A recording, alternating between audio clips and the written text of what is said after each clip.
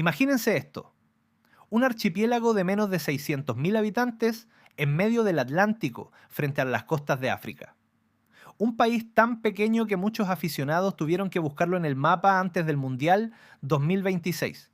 Y ahí, parado bajo los tres postes, un hombre de 40 años que hace apenas unas semanas tenía 50.000 seguidores en Instagram. Hoy tiene más de 17 millones. Su nombre real es Josimar José Évora Díaz, pero el mundo entero lo conoce por un apodo que en criollo caboverdiano significa abuelita, Bociña. Esta es su historia, y la de cómo un país diminuto le paró los pies a una de las selecciones favoritas del Mundial. Antes de hablar del héroe, hablemos del nombre, porque hasta eso tiene su historia.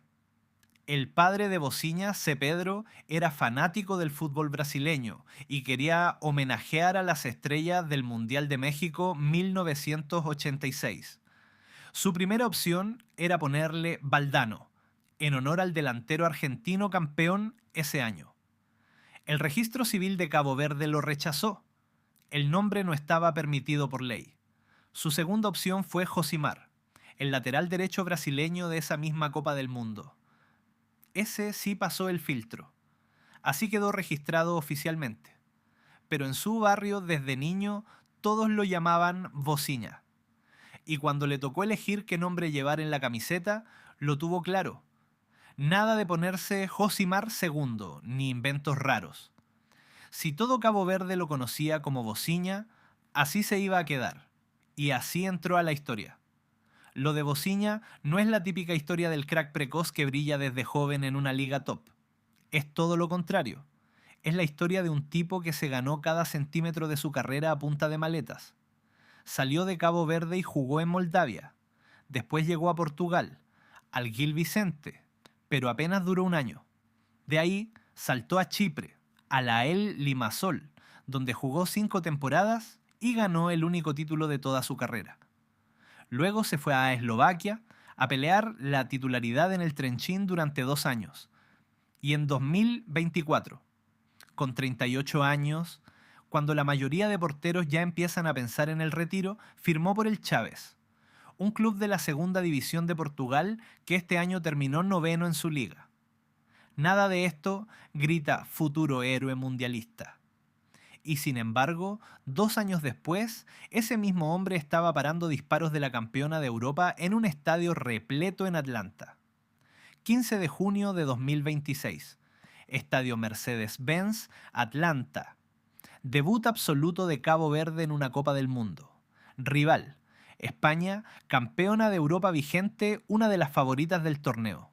España atacó, atacó y atacó. Terminó el partido con 27 disparos. 27, y no logró meter ni uno. Bociña hizo 7 atajadas. Mantuvo su arco en cero.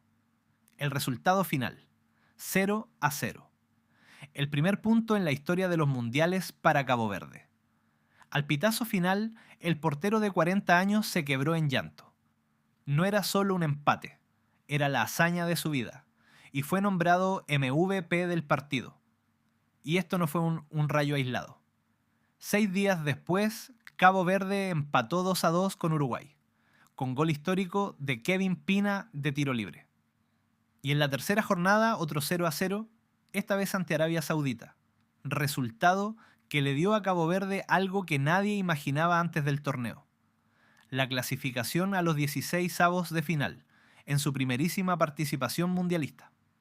Y aquí viene la parte que probablemente no sabían. Bociña no solo es portero. Cada verano, cuando termina la temporada europea, vuelve a Cabo Verde y se convierte en instructor de voleibol para niños en el Instituto Reis. Es un trabajo comunitario que hace desde hace años, entrenando a chicos de su país en un deporte que ni siquiera es el suyo profesionalmente. Este verano, por primera vez en mucho tiempo, no pudo ir. El instituto tuvo que emitir un comunicado explicando su ausencia, y lo hicieron con humor. Dijeron que intentaron negociar con él, pero que al parecer el mundial le ganó la pulseada a la academia. Le desearon suerte y le pidieron que representara al equipo, como siempre lo hace. Es un detalle que dice mucho de él. Un hombre de 40 años, que recién está viviendo el momento más grande de su carrera deportiva, sigue dedicando sus veranos a enseñarles voleibol a niños de su tierra. Hay otro capítulo de esta historia que conmovió a medio mundo y que no tiene nada que ver con el fútbol. La madre de Bociña, Ana Cándida Évora, trabaja limpiando casas en Cabo Verde. Ella quería viajar a Estados Unidos para ver a su hijo jugar el mundial de su vida, pero no podía costear los trámites de visado. Se estimaba un gasto de $15.000. La historia se hizo viral y llegó hasta la política estadounidense. El líder demócrata de la Cámara de Representantes, Hakeem Jeffries, intervino directamente. Habló con el Departamento de Estado para gestionar una excepción en las tasas de visado para la madre del futbolista. Al final, gracias a esa gestión, ella logró resolver su situación migratoria.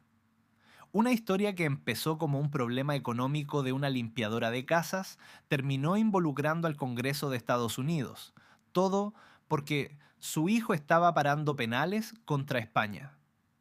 Un último dato, casi anecdótico, pero que resume perfecto el espíritu de todo esto. Los botines que usa Bociña no son de una marca multimillonaria.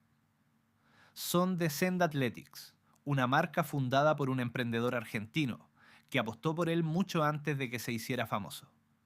Sus botines son, según reportes, los únicos en el fútbol mundial con certificación de comercio justo, construidos sobre principios de sostenibilidad y accesibilidad. Es la historia de dos pequeños enfrentando a gigantes. Una marca independiente compitiendo contra corporaciones de presupuestos gigantescos y Cabo Verde, un archipiélago debutante, compitiendo contra selecciones repletas de estrellas. Bociña no llegó al Mundial siendo joven promesa, ni fichaje millonario, ni producto de Academia Europea. Llegó siendo un hombre de 40 años que dio vueltas por media Europa, que en sus vacaciones enseña voleibol a niños, cuya madre limpia casas, y que hoy tiene 17 millones de personas pendientes de cada tajada suya. Cabo Verde entró a este mundial como la selección más pequeña del torneo. Y se va, hasta ahora, como una de las historias más grandes que ha dado esta Copa del Mundo. Y todo eso con un solo hombre bajo los tres postes. El abuelo que le paró los pies a España.